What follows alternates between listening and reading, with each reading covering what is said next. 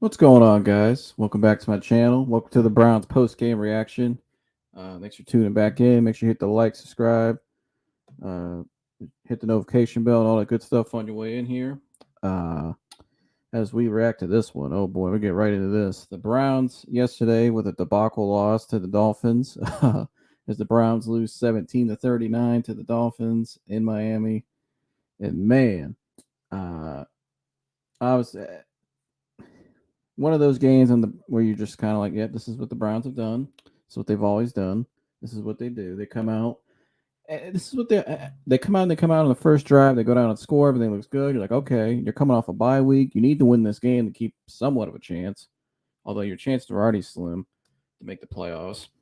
So they come down the field. They score the first drive. Everything's okay. You're like, all right, defense. Then the Miami comes out on their first drive, and the defense gets them on the. We get them on a third down at one point. Then they convert. Then they convert a fourth down, I believe, maybe right after that. And from that point on, Miami just did whatever they wanted. And I don't think Miami punted the ball at all yesterday, if I'm not mistaken, because I know the broadcasts are saying like, dude, this the punter, he could just showed up and stayed in the suit all day. Like he didn't need to put his outfit on. That's crazy. Even in a blowout loss, they never punted the ball one time.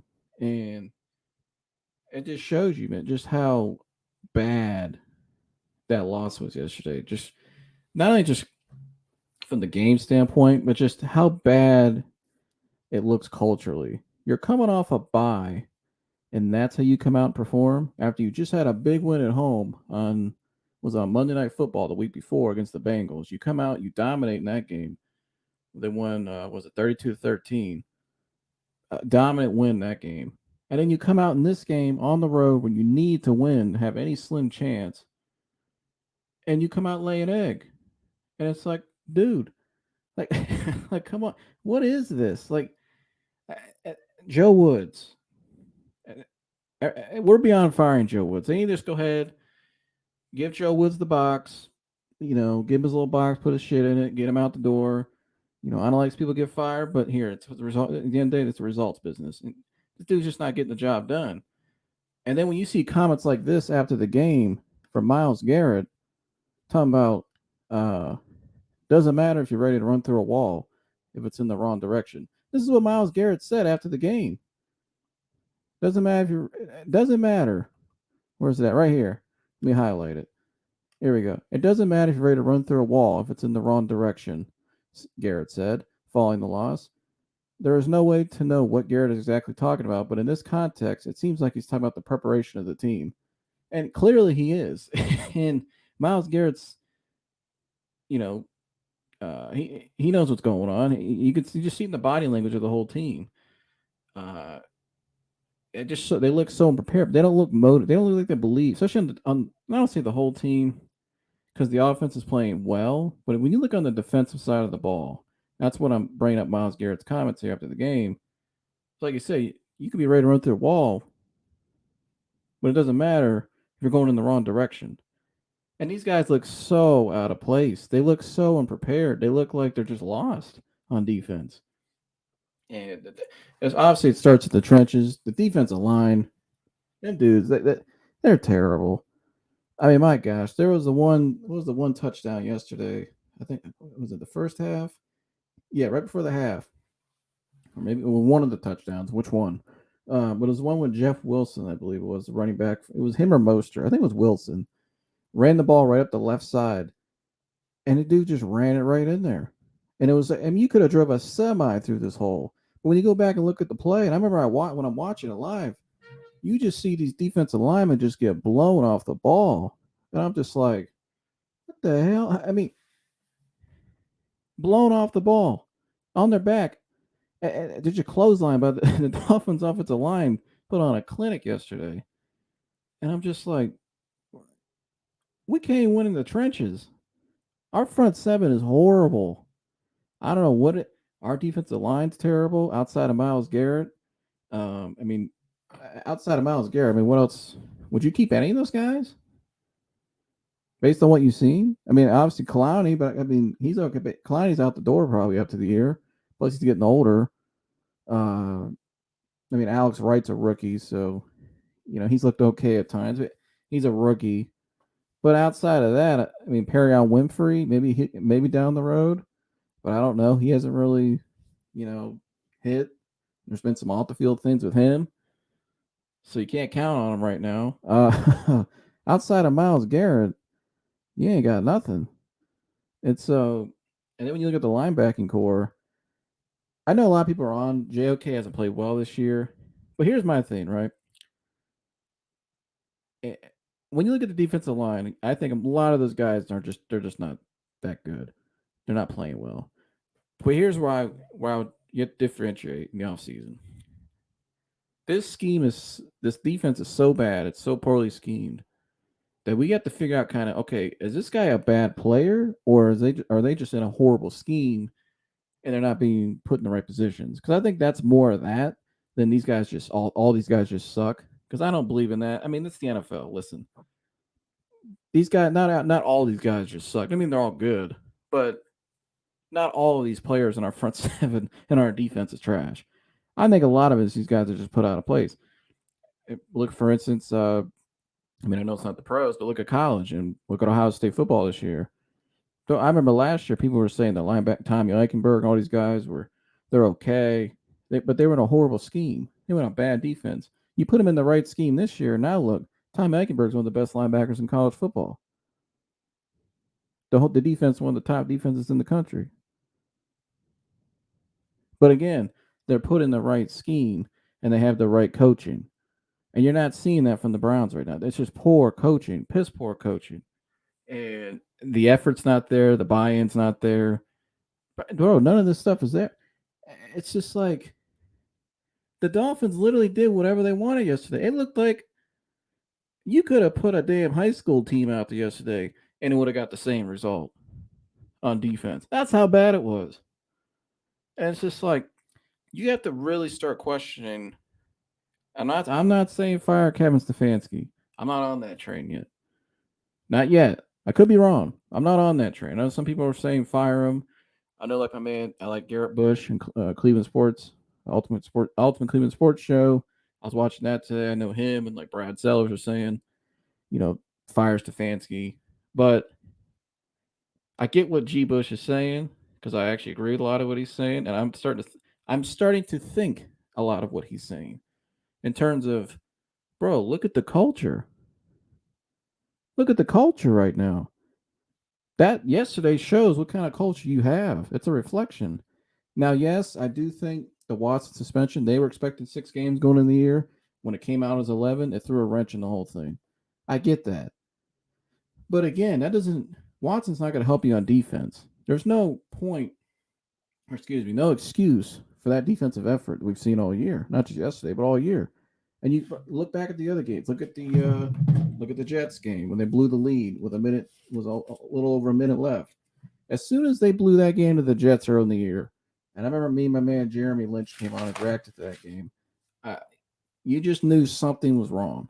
You tried to be optimistic. Okay, it's just one game. They'll figure it out. Whatever, it happened. But it didn't stop there. Because then after the Jets game, let me look at who we play after. Let me look at my schedule. Let me pull it up here. Okay, so we blow the Jets game. We come back and beat the Steelers. But then the same problem happened. Look at the Falcons game. Can't close. Look at the Chargers game. Blow that lead. They were given a gift in that Chargers game. I mean, who's the coach of Brian Staley? Was that his name?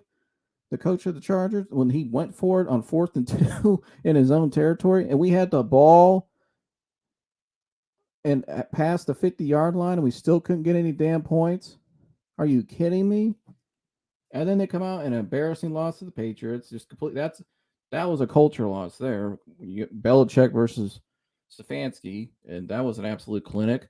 And then you look at the Ravens game, couldn't close that one out. You had that game that you can't close. You come back and beat the Bengals. For some reason they play well at night. The only 2 wins they've had outside of the Panthers game is at night. Maybe they just play well at night at home. For some reason, that's it. They've always played well at night at home on these night games. Why I don't, but and they play bad all the other games. For some reason, I don't know why. Okay, then you have the bye week, and then yesterday, just a complete and utter dumpster fire. And when you read comments like this from Myles Garrett after the game, again, a quote, it doesn't matter if you're ready to run through a wall if it's in the wrong direction. And it's just like the locker room is lost. Yeah, they don't believe in the defense definitely doesn't believe in Joe Woods. You could I mean, you could tell in their body language. This says it all right here. The leader of the defense, one of the key pillars of your franchise, is coming out and saying this. And so, uh, again, this already does. This reflects on the man at the top. Kevin Stefanski is the one in charge. Now, I like Kevin Stefanski. I think Kevin Stefanski, the first, what's this? This is his third season now. First three looks good. Last year was a rough year. This year's a rough year. All right. So when you look at Kevin Stefanski and you look at his career as a head coach, he's had two mediocre quarterbacks. Let's just keep it real. And the defense is not. He's had Joe Woods as his DC the whole time. Now he's the one that hired Joe Woods. I think he wanted to give him a chance. I get that, but I think when you're running one side of the ball, and I've said this before, when you're running the offense, you can't have a new defensive coordinator who's never even coordinated a side of a ball running that department. If he would have brought in a more experienced defensive coordinator, I think we'd be in a little better position right now. And I think that's what he needs to do in the offseason. He needs to go look at call his buddy Mike Zimmer up. Hey, Mike, come coach. Call Brian Flores over, and he's a linebacker coach over in Pittsburgh. Maybe he'll take the job. We saw what he did in Miami on his defense. Saw what he did in New England when he was on that staff. They got to start making calls. They got to get somebody who's been a head coach, preferably, or has at least been a defensive coordinator before, who has that kind of experience and veteranship, for lack of whatever you want to say, that type of experience can lead a whole side of the ball by himself. He don't need Kevin Stefanski chiming in. Kevin can focus more solely on the offense, which is what he does, but he doesn't have to worry so much about the defense. I'm sure a lot of his time all this season he's probably spending more time trying to help the other side of the ball with the defense as the head coach, because that's what he's supposed to do, and he's got to worry about special teams.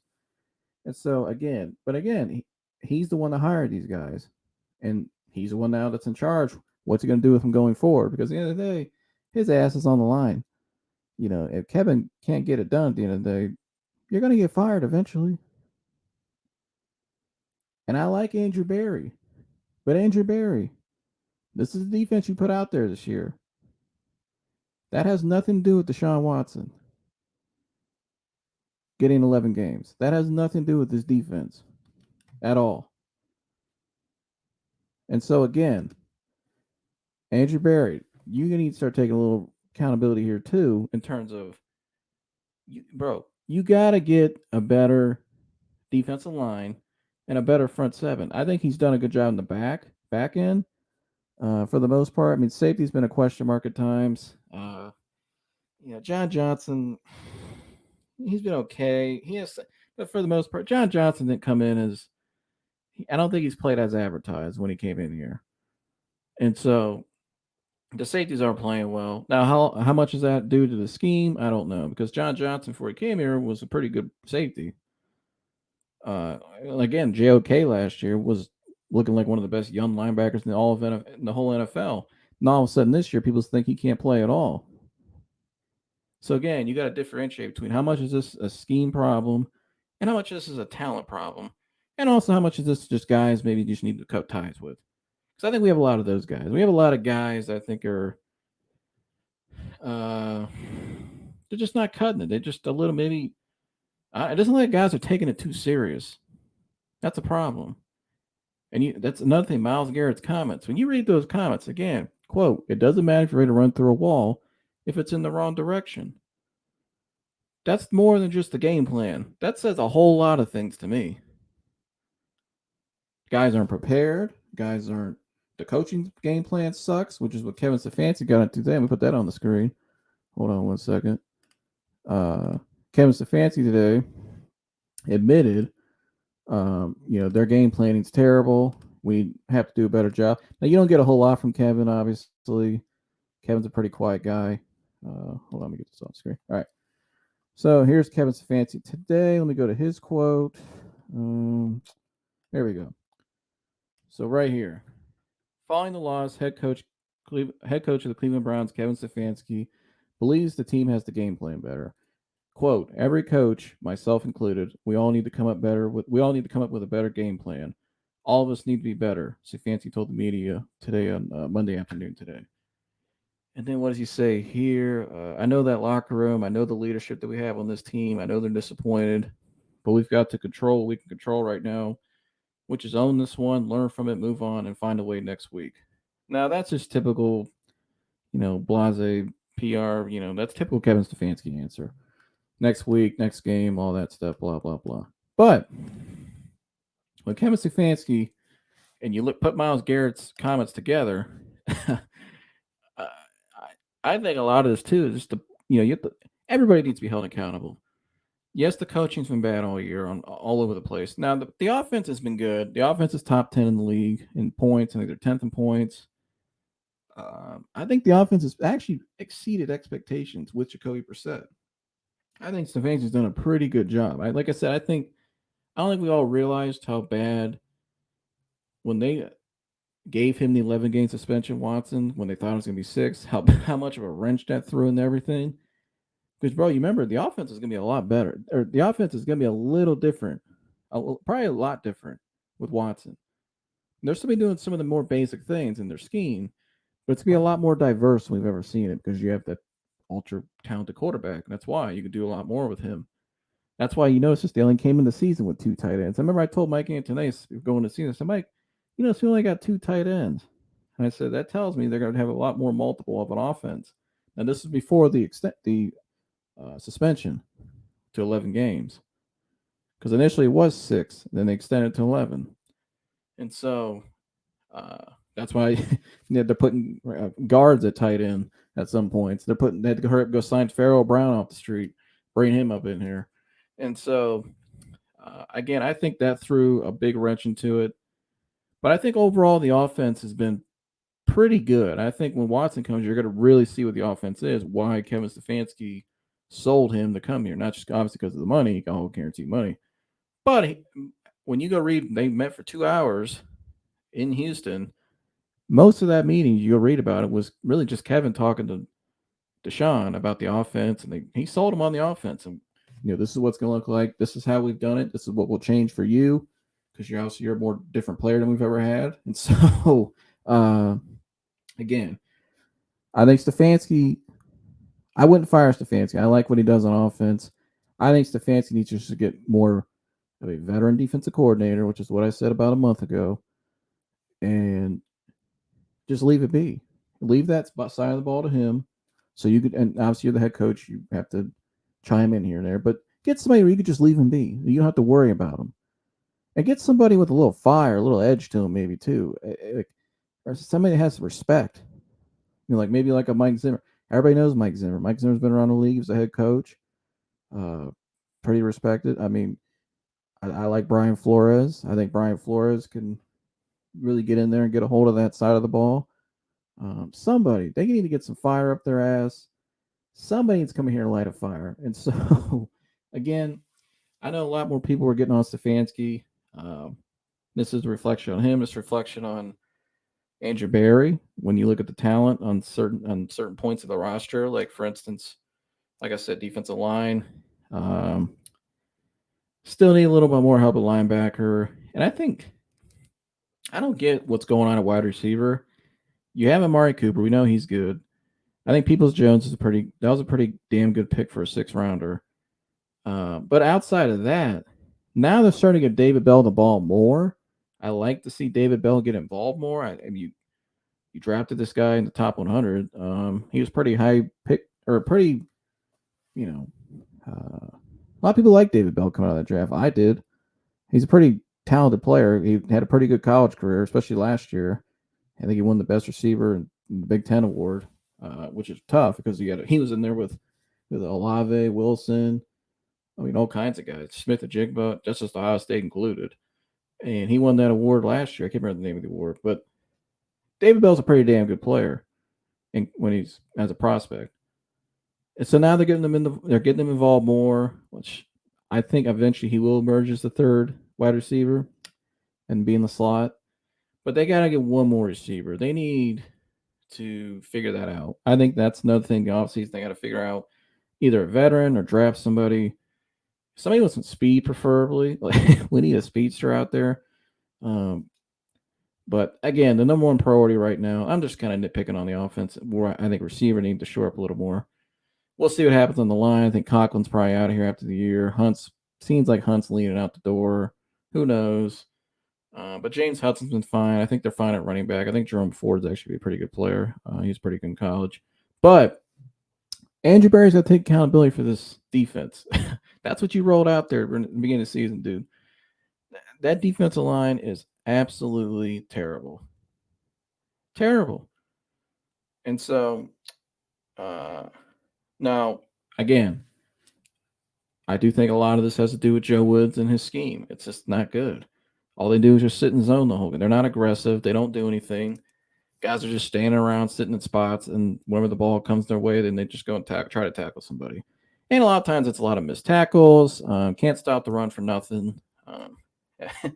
My gosh, their run defense is just absolutely terrible. But outside of that, man, again, my biggest takeaway from the game though is culturally that makes you question the culture, makes you question the organization. We all know this organization's always been in question. Let's just be honest. I mean, from ownership on down, and so there's a lot more things coming out now. Like today, a lot of people in the media today, locally, or talk about the Haslams, and there's a lot of people, a lot of things about J.W. Johnson coming out now. People are saying that it's always kind of been like he's been. Some people don't really like him behind the scenes. That people think he's a problem in the building. Obviously he has a job because he's a relative of. He married himself into the Haslam family. So I don't know, man. I like Andrew Berry. I think Andrew Berry's done some good things. But a lot of these draft picks, a lot of been on the defensive side of the ball, just haven't been hitting. They don't look as good. Now, again, last year, Greg Newsome and JOK looked great. And so I do think, again, I keep repeating myself, I think a lot of this falls back on the defensive side of the ball. In terms of, not the defensive side of the ball, it falls back in terms a lot of on Joe Woods. And so Joe Woods and just the whole defensive coaching staff. Yeah, I mean, that's really all I could take away. Now, Kevin Stefanski, this can't happen too many more times because you've had it happen twice this year, and you've had two late game debacles: the Jets game, the Chargers game, and then you got completely embarrassed by the Patriots 2 years in a row, and you got embarrassed by the Dolphins yesterday by a rookie head coach. And so this can't happen too many more times, because if this starts to become more of a reoccurring theme, especially in the latter part of the season that we're coming up on with Watson coming back here in a couple of weeks, you can't have a lot of those games because they got to get on a roll going into the offseason. They got to come out, they got to win some games, and they have to win. I think at least, let's see, Watson comes back for the last 3, 4, 5, 6 games. They got to win at least 4 of those games. I think you're not beating the Bills. Maybe you'll beat the Bucks. I doubt. The Bucks are rolling now. They look like, I think the Bucks are getting back into form. Now that Tom's, back in order. Tom's got all that cleaned, or some things figured out. But anywho, that's a whole other subject. You're probably gonna lose your next 2. All right, so you're gonna be 3-8 when Watson comes back. If you can finish the year with 7-8 wins, about 500 almost. We used to be 500. It was about 8-8. But if you can get there about 7-8 wins, build some momentum going into the offseason, that's very key for them. You got it. You can't have this demoralized locker room going into the whole offseason. You can't just come out and shit the bed the last 6 games with Watson and go like 2-4. That's unacceptable. And so, again, man, this is every fan. Every year, win. That's how we are right here. Win. Yeah, I mean, if they could, man, I wish I could do this to my TV yesterday. This guy right here. If I could have took my drink and threw it at the damn TV yesterday. Luckily, I got a nice TV. I didn't want to break it, but it was so bad. There was so many people. I'm just gonna close on this because I'm just kind of rambling now. Ain't a whole lot to say. It was a shit show. It was just that's it. That sums that up. But anywho, uh, bro, there so many people I talked to yesterday. They were looking at the. they were like, I'm watching the game, looking at TV in the second quarter. Even I'm just like, why am I watching this game? And I heard a lot of people that usually watch every single snap. And yesterday they were like, I can't. That was the first time I turned the game off. I was talking to my man Mike earlier. Mike's like, dude, that's the first time I turned the game off like that. I usually sit and watch every snap. I'm like, I was sitting there watching in the fourth quarter because I just had it on the TV and I'm looking at it. I'm like, man, why in the hell am I sitting there watching this trash? That's give me the remote. I turn this shit off. I just can't take it anymore, man. I'm not watching this. Kevin Stefanski, I want to keep you around. I'm gonna close on this, Kevin. I'm gonna come on camera for this one. Kevin, I like you, Kevin. I want to keep you around. I think you've done a lot of good things. I like your offense. I think it's gonna look a lot better, even better when Watson comes. However, you're responsible for the culture of this team. You're responsible for these guys coming out being motivated every week. You're responsible for these guys being prepared. And we've seen a lot of these types of games periodically, and now they're becoming more and more a reoccurring theme. So again, Kevin, you better. We don't expect you to win the next 2 weeks. We expect to see some better effort. I expect that. I mean, please don't get blown out by 30 every game the next 2 weeks. At least try to make it somewhat competitive. Show some fight, especially when you're at home against the Bucks. That's a home game. Can you at least do that? But when you go in those last 6 games, you better not only be competitive, you better win 4 of those games. Because if they go in that off season, and I know people are saying, well, Watson hasn't played in 2 years, and I get that. Watson hasn't played in 2 years. We don't know how he's going to look. But I think Watson's going to be okay. I think he'll be fine. But he's doesn't matter if he's played in 2 years or not. He's an upgrade from Brissett. I'm not hating on Brissett, but I think Brissett's done as good as he can do this year. For 11 games, nobody expected 11 games of Brissett. Like I said, we expected only 4 to 6. They changed to 11. What are you going to do? I think Brissett's done as best as he could for 11 games. That he is who he is. All right, and salute to the guy. But again, Kevin, you gotta light a fire in this team's ass. You gotta be a little like we need some more fire. We need a little more edge. We need more, show that culture. You talk about they always put team, they always put toughness and all this stuff around their building. Well, we don't see it on a consistent basis. We don't see complimentary football. And so again, I'm not somebody who wants to run this guy out of town. I don't like coaching changes. We've done too many of them because the more you do that, like we've done, the same results happen, like we've seen. It's which is we all know that far too well around here in Cleveland. But again, man, they gotta finish those last 6 games of Watson well. They gotta get some momentum and then finish out the year, clean out the defensive side of the ball, the whole coaching staff. Clean that out. Get somebody in here like a Mike Zimmer. Get up Flores in here. Somebody. I'm sure he's got Zimmer on speed dial. It's his old buddy. But yeah, man, that's they gotta get some momentum going because if you let this drag on, you finish those last 6 games, even with because when Watts comes back, it's gonna give a little juice in the building. It's gonna give a little more edge. Yeah, you're not going to the playoff most likely, but at least you have something to look forward to. You got a little momentum going into next year. That's important. You do not want to go in the off season even worse than you are right now. That's bad, real bad. And so that's my take on it. More just kind of rambling today. Kind of what I saw, but a lot of what I saw is it really had me questioning, worrying, about, and really focusing on the culture and the organization as a whole, and not that's yesterday was a bad reflection of that. That's not good. That's not that's not a good reflection of that coach. It's not a good reflection of GM, that whole organization, and so and on the players too. Players, the effort is not good, and so that's my take. Another Browns year down to 2. It's another, oh gosh, another year, another wasted season. At least the last 6 games, we have something to look forward to. Like I said, to give us some confidence and motivation for next year. Hopefully, if they play well. I do think we have a quarterback finally. I mean, I'm not worried about that. I think once he gets those 6 games, gets his rhythm back, gets in the offseason, a full normal offseason, and he'll come back next year. He'll be fine, just like like it was 2 years ago when he threw for 4,800 yards. We all know Watson's talent. That's not a question. Everybody knows that if you really know football. But he's superstar talent. We know that. However, defensively, they need a whole overhaul, and just I can't keep harping on that enough. Everybody's been saying it. They got to get that front seven figured out. You're in the AFC North. You got that kind of defensive tackle play. That's your D line in the AFC North. That's your front seven. That's not good.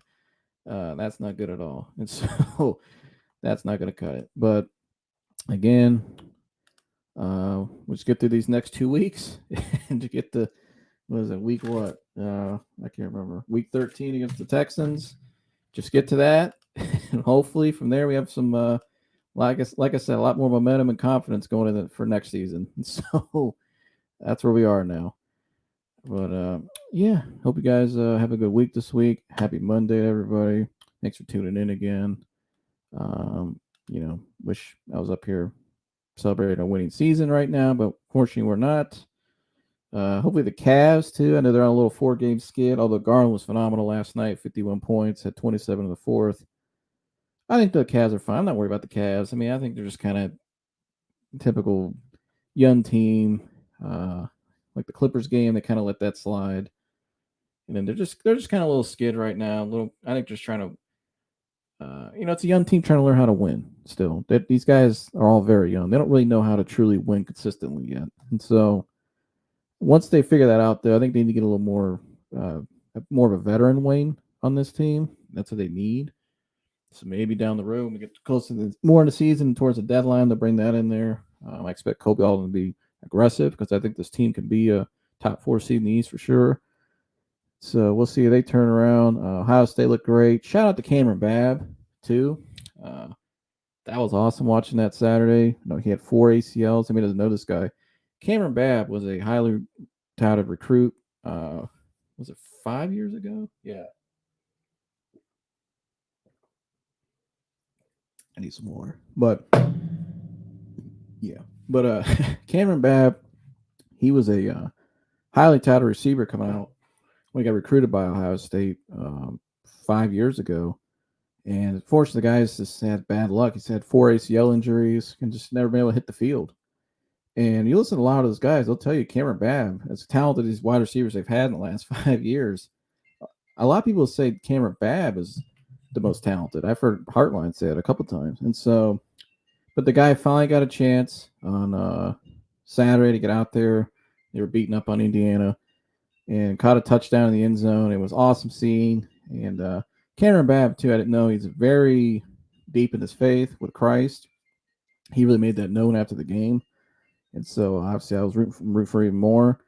But an awesome scene Saturday. I just wanted to shout that out because that was awesome to see. I love seeing that type of stuff because I can kind of relate to a lot of, what he was saying after the game. Obviously, I've had my own journey, my trials, and things didn't go the way I thought they would. But you see a bigger purpose now. And I like what Stroud said after the game, too. He's like, Stroud was saying, he's like, hey, man, this guy has helped me stay connected with my faith, and he has a bigger calling in life. And he certainly does. And so you could tell when you listen to the guy speak that his calling's beyond football. And at the end of the day, football is just a game. And so what that guy's going to have planned for the rest of his life is going to be awesome to see. I can't wait to see where God takes it from here. But yeah, I just wanted to close on that. I thought that was pretty cool. A little more positive note than the Browns. And so, yeah. Make sure you guys like, subscribe, share, all that good stuff. And I'll see you guys in the next one. I'm out of here.